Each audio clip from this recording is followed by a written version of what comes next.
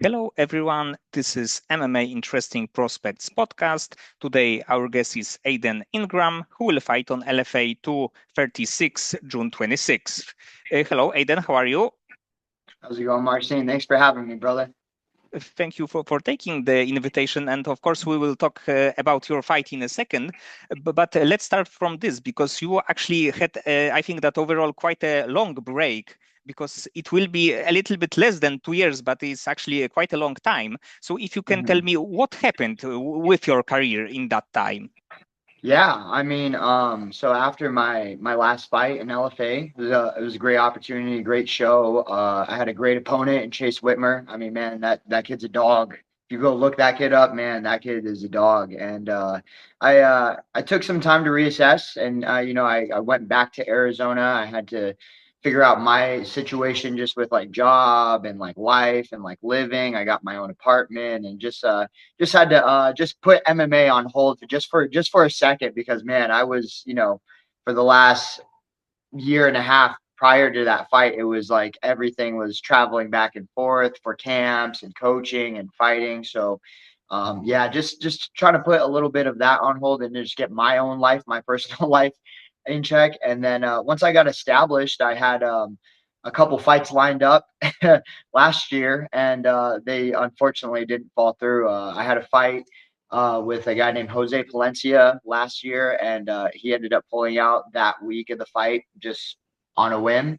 And then I was set to fight at 135 a couple months later, I believe, and I actually tore my MCL um, the week of the fight, and so I had to take a couple months. Thank God it was a slight tear, it was a hairline tear. But man, just shadow boxing, and then my knee gave out, and then I couldn't walk. I was heartbroken. So for about like 8 months, I got into a boxing gym and just boxed, and just learned boxing for boxing again. Both my parents are boxing coaches, so just getting back to my roots and got back with my OG coach Eddie Chaw at Fight Ready about 4 or 5 months ago, and we've linked up ever since. And man, it's full steam ahead now. So we're I've been taking a little bit of fight offers here and there in the past, and just I had two names come my way probably in the past 3 months, and they both declined. So, thankfully I have a game opponent, and we're set to go in a couple days. But I think that overall he is a really good opponent for your comeback fight because in the end maybe he's not like a prospect who will fight in the UFC in like one or two fights, but in the end I think that he's overall a really solid fighter. So probably it's also good for you to have someone who will challenge you in some ways. Yeah, I mean, my opponent Jekka, they call him Jekka over at the gym Fight Ready because he's originally from Fight Ready. He left when I first got there, so we actually were in the same gym for at least 5 weeks before he actually went to the lab. Um, and I mean, he's well rounded. He's tough. He's fought in IMAF and whatnot, and he was the only one that was down to say yes. I'm not gonna. I'm trying to get to the UFC. And I'm trying to be the best in the world. I really believe. I really know. I'm meant to be the 125-pound champ of the world. I'm meant to be the best at some point in my life. And fuck, who am I to say no? Who am I to say no to? And if he's game, fuck, dude, let's do it. So, like you said, I think he's well rounded. And it's just a different opponent. I fought a lot of specialists in my pro career, and then a lot in my amateur career. Still like just wrestlers or hard kickboxers, and I think Jekka is one of the few people that just is MMA. And I mean, he has his specialties and whatnot, but a complete fighter. And yeah, it offers a good amount of challenges, but it gives me a lot of opportunity to just, I mean, open up in a new weight class, and just an opponent that's down to fight too. And I've for 2 years I've been developing and just growing mentally, physically, spiritually, technical, and I'm just so excited. This couldn't have lined up any better, and with a great opponent like Jekka, it's an opportunity to showcase myself and like my true potential. And after this kind of a long break, I think that you can have this kind of like fresh start because of course like you lost your last fight, but in the end you are 3-1 with 3 finishes. You will fight in one of the best like regional promotions. So I think that who knows, maybe there is a chance that you can start this kind of like winning streak, and we can see you in the UFC in like maybe like 2 years.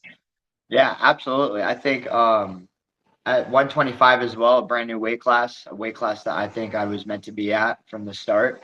And you know, hey, 125 is a shallow division. There's not a lot of there's a very small pool. So we've seen guys in the UFC become nobodies and they're now in the top 10 overnight. So I think 125, I think for myself is just such a good division just to you know, I've always said it in my head. I'm like, if Dana White, you know, wants to shake things up at 125, you know, throw me in there because I'm a firecracker, man. Like I don't fight like any of the other guys, and it's like it's such a shallow division, and there's so many good matchups that I can think about for myself when I get to the UFC. So yeah, no, you're right, and yeah, we're looking at maybe a little less than 2 years to get to UFC. I just turned 30, so I gotta start booking some fights and start getting them off right now. But yeah, that's the goal. That's the goal with myself. That's the goal with everybody at Fight Ready and the team there. So yeah, I'm excited. This is a yeah, you're right. It's a brand new chapter, I should say. So maybe your nickname shouldn't be like future, but present. Hey, I've been thinking about that. And do you have like more fights on the contract with LFA? No, I right now we're just going fight by fight basis, but I mean they wanted me since the Chase Whitmer fight. I mean the president and my manager were watching cage side. My manager called me right away and was like, "Dude, he loves the way you fight. He loves your energy. You just need to calm your nerves and maybe we just need to go to 125 because the day of weight discrepancy was pretty big.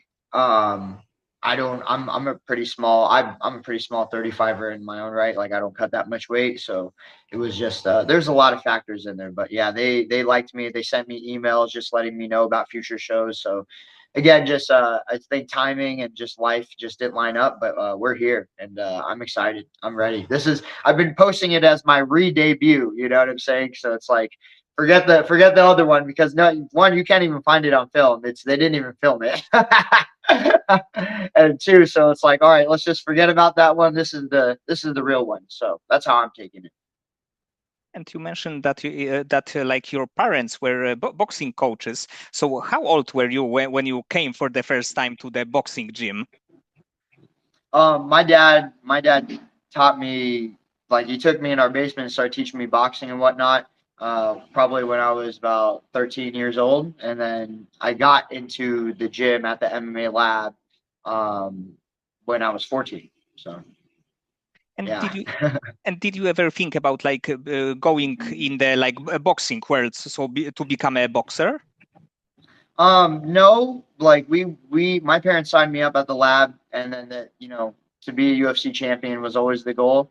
I think in recent years, because I've just fixated on boxing. I've gone to boxing gyms and spent months there. Just like if I'm gonna go to a gym, I'm gonna be immersed in that gym. If I'm gonna go to a boxing gym, I'm gonna try to be the best boxer. If I'm gonna go to a jiu-jitsu gym, I will try to be a best jiu-jitsu player. I'm not gonna be like, oh, MMA guy, let me do my MMA thing on boxing, right? I really respect the martial art of it and the craft.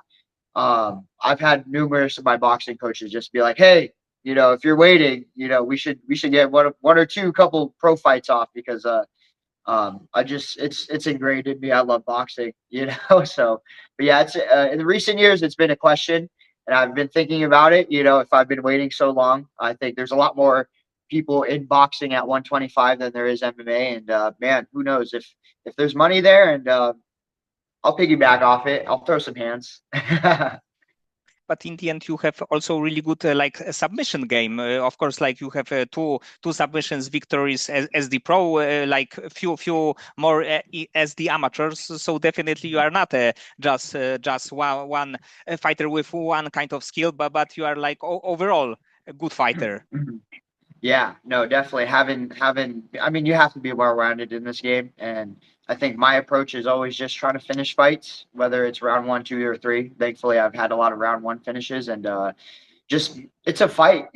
I got to be. How are you going to finish it? I'm going to knock you out, or I'm going to submit you. So let's find so many paths of those, and I found my own favorite submissions, and I found my own favorite punches and combinations that I like to finish the fights with. So yeah.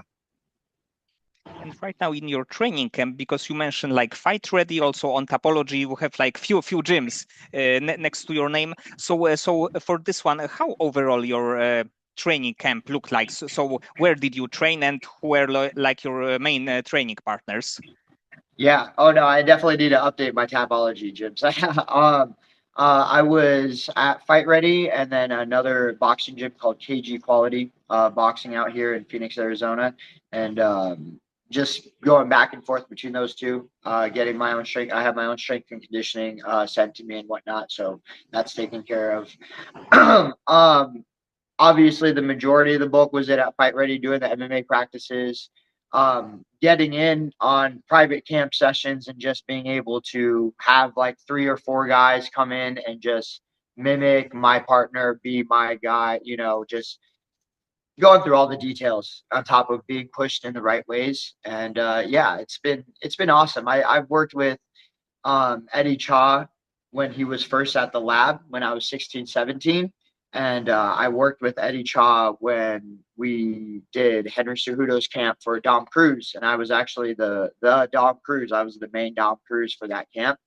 And, during 2020, I took a hiatus to California and I trained over there and got in that culture and whatnot. But it's just, it's awesome to be back with Eddie, and it's awesome to be back with like the other coaches. I've been like old teammates that I used to be with at the lab and at Fight Ready, like Dan Moret, Hunter Azure, Bobby Moffitt. Like they're all like coaches, kickboxing coach, jiu-jitsu coach, and I'll take all their classes and whatnot. And it's just like man, it just feels like a big, I used to live with these guys, back when I was a teenager on the fight team. So, um, man, it feels like home, and it feels like we're doing the right things. So yeah, camp has been awesome. And because you last time you fought, it was quite a long time ago. Do you think about something like ring rust? So do you think that at like in a few of maybe first few minutes it can be a problem for you in the fight? Not really, because I've had some breaks in the past before. I'm anxious to get in there and feel it. I've been coaching my cousin Ian Miller. So I'm on the scene, I'm in the cage and whatnot. I can feel the energy. I can see the fighters getting ready. At Fight Ready, I mean, it's all about like feeling it, simulating it. Um, Man, I mean, there's some guys over at Fight Ready, some jiu-jitsu black belts, some freaking Brazilian guys over here that are sharks, and you come over on a Friday and you got freaking Jackson Samurai, who's a great boxer and a jiu-jitsu black belt. Like it's not a spar sometimes, you know what I'm saying? So I've been blessed enough to be able to like, it's like they're spread out. Like one day it'll be one guy from Brazil, and next day it'll be the Mongolians coming over to visit and stuff. So I've been able to get tested in very high stress situations, um, with guys that I may not know that are trying to beat me up or not. That are high level. And no, I'm super confident. I mean, that's home. The cage is home, and I'm just super excited to get in there. And when you have like a really good training partners, sometimes the like fight can be easier than some of the sparring sessions that you have in the gym. Yeah, yeah, no, exactly. And sometimes, I tell people all the time, sometimes you make the fight bigger in your head, and then it's like the fight goes and you're like, oh, that's it. And that may be a good experience or a bad experience. But kind of the same lines, like I've made my opponent to be a monster in my head, and not a monster that I'm running away with, but a monster that I'm trying to kill, that dragon I'm trying to slay, and in the most respectful way. Right. So when you have that and you overcompensate and you overanalyze and stuff and you make it bigger than what it is, man, it just ends up being like, all right, boom. That's when I've had all my first round finishes where I've made that person to be like George St. Pierre. You know what I'm saying? Like, oh fuck, dude, I'm not fighting Jekka, I'm fighting fucking Joshua Van. You know what I'm saying? Like, what am I gonna do then? You know, so when I take that approach mentally, I mean, it ends up being a pretty fun short night for myself. And outside of the fight games, so let's say that you are after like a tough training session, do you have anything like outside of fighting that you like to do? My girlfriend and I, we opened up a dance studio probably like 4 or 5 months ago. So we're 100% invested in that. She's 100,000% invested in it. I just help where I can, or I'll coach some like strength conditioning classes to like a group of little girls and stuff, and get involved in that. So we're in the midst of that, and then just on my own, just to get away. We like to go outdoors. We like to hike. I got a puppy here at home that needs some love and care. So um and that's the big difference. I think maybe 2 years ago when I fought, like maybe I made the fight like all or nothing. You know what I'm saying? And I made my life all or nothing into fighting. And when I lost, it was devastating. Like it was a hard loss. I've lost as an amateur and I've lost like decisions and whatnot. But man, like that was the first time where I made the decision to quit. I made that decision. I gassed out and I was outgunned, and I was like, all right, if I'm gonna give it one more shot, and if he don't go away, then I might just be done. And man, I really sat with that, and that really haunted me for a long time, dude. Like my friend had the footage. He was there, and he had the footage of like just the end of the fight when I got TKO.